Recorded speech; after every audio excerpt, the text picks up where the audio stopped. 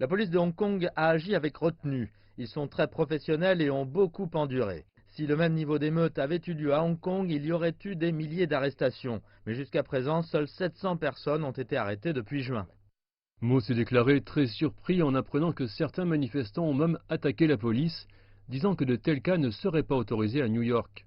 La police aurait immédiatement arrêté l'attaquant, même pour avoir juste poussé un officier de police, sans même parler d'en avoir attaqué ou blessé un. Par exemple, aujourd'hui, un agent de police new-yorkais a utilisé un spray au poivre pour contrer un manifestant qui avait une brique à la main. Les agents de la police de New York utilisent fréquemment des revolvers, des pistolets paralysants et des matraques lors des émeutes. Bien que les Américains aient le droit de manifester dans leur pays, tous les types de comportements ne sont pas autorisés en vertu de la loi.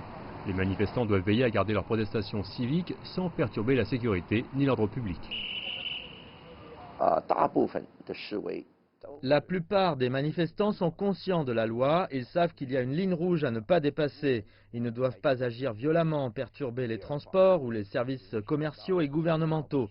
Sinon, ils seront arrêtés et punis. Inutile de dire qu'il y aurait davantage d'arrestations et peut-être des châtiments plus sévères pour les émeutiers de Hong Kong s'ils avaient affaire aux agents de police américains. Aucune violence ou comportement illégal ou chaotique ne devrait être autorisé dans aucun pays régi par l'état de droit. Il est de la responsabilité de la police de maintenir la paix et l'ordre public et de continuer à assurer à la population un environnement stable.